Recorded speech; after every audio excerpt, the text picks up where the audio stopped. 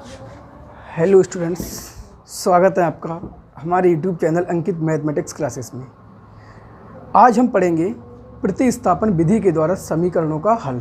कि प्रतिस्थापन विधि के द्वारा अगर हमें कोई रैखिक समीकरण युग्म दिया गया है और उस युग्म को हम प्रतिस्थापन विधि के द्वारा कैसे सॉल्व करेंगे। ठीक है, मान लीजिए आपको कोई एक इक्वेशन दी गई है x माइनस वाई बराबर 5। ठीक है, और एक दूसरी इक्वेशन है जो आपको दी गई है x प्लस वाई बराबर 3। ठीक है, एक इक्वेशन आपको ये दी गई है और एक इक्वेशन आपको ये दी गई है। ये आपका क्या हो गया, इक्वेशन पेयर। दो समीकरणें दी गई हैं आपको, यानी समीकरण का जोड़ा दिया गया है। हम इसको करेंगे प्रतिस्थापन विधि के द्वारा सॉल्व करेंगे। बहुत सारे मेथड होते हैं हमारे पास। प्रतिस्थापन विधि होती है, विलोपन विधि होती है, बीजीय गुणनखंड विधि होती है। इन तीनों ही विधियों को हम एक एक करके स्टेप बाय स्टेप पढ़ेंगे। तो आज का जो टॉपिक है हमारा वो है प्रतिस्थापन विधि के द्वारा समीकरणों का हल करना। तो जो पहली समीकरण है उसको हमने समीकरण 1 कह दिया और जो दूसरी समीकरण है उसको हमने समीकरण नंबर 2 कह दिया। अब सबसे पहले देखते हैं कि प्रतिस्थापन होता क्या है, कैसे सॉल्व करते हैं। तो बहुत ही आसान और अच्छा तरीका है। आप अपनी मर्जी से किसी भी समीकरण से या तो x का मान निकाल लो y के पदों में, या y का मान निकाल लो x के पदों में। अगर आप समीकरण 1 से x का मान निकालना चाहते हैं तो समीकरण 1 से x का मान निकाल लो, या समीकरण 1 से y का मान निकालना चाहते हैं तब समीकरण 1 से आप y का मान निकाल सकते हैं।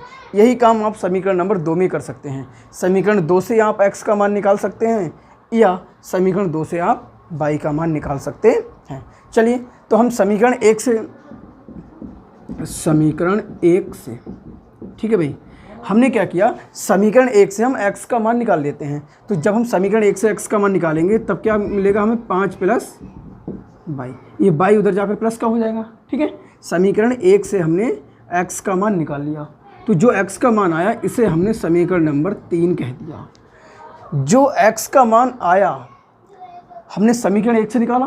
अगर हम x के मान को समीकरण 1 से निकालेंगे तब हम समीकरण 2 में रख देंगे, और अगर हम x का मान या y का मान समीकरण 2 से निकालेंगे तब हम समीकरण नंबर 1 में रख देंगे। फिलहाल इस वाले क्वेश्चन में हमने जो x का मान था वो समीकरण 1 से निकाला। ठीक है, तो जो x का मान आया उसको हमने समीकरण नंबर 3 कह दिया, और जो x का मान आया उसको हम कहाँ रख दें, समीकरण नंबर 2 में। x का मान समीकरण 2 में रखने पर, ठीक है, x का मान किस में रख दें, समीकरण नंबर 2 में। x का मान कितना है, 5 प्लस y। तो 5 प्लस y, ये 5 प्लस y हमने x की जगह रखा है। ठीक है, प्लस y ऐसा कैसा ही बराबर 3। 5 प्लस 2y बराबर कितना हो जाएगा, 3। 2y ऐसा का ऐसा ही, 2y ऐसा का ऐसा ही 3।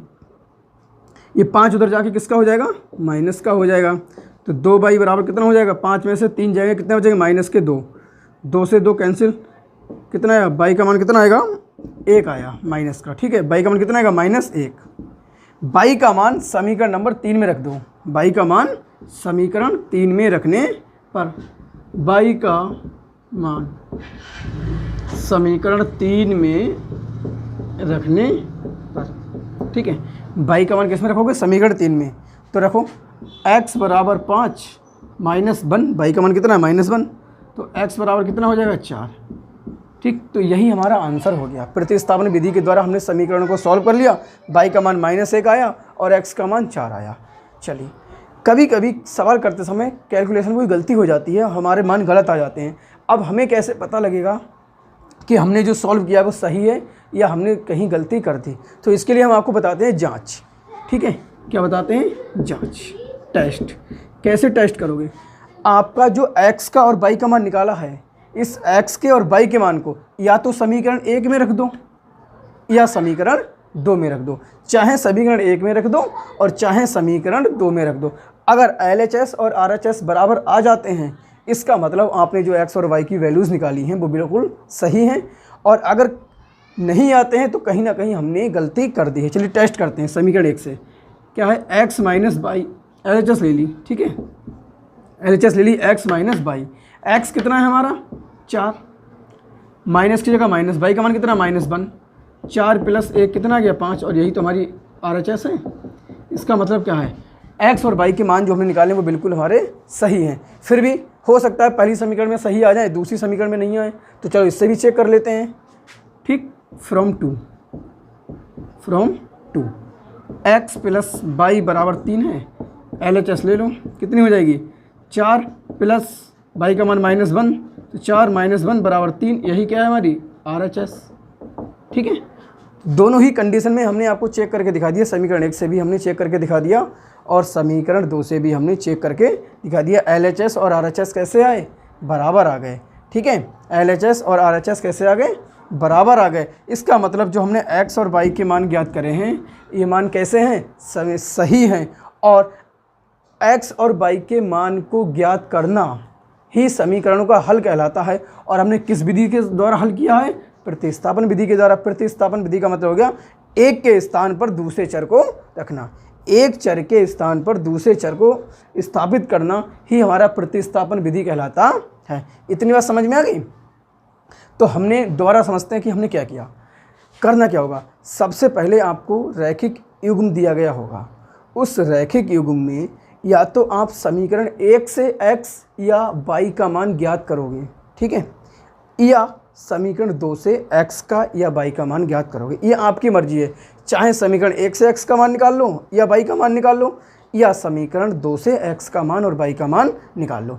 चलिए, x का या y का जो मान निकालोगे उसको आप समीकरण नंबर 3 कहोगे, और जो मान आप निकालोगे उसको दूसरी समीकरण में रख दोगे। अगर पहली से निकाला है तब दूसरी में रख दो, और दूसरी से निकाला है तब पहले में रख दो।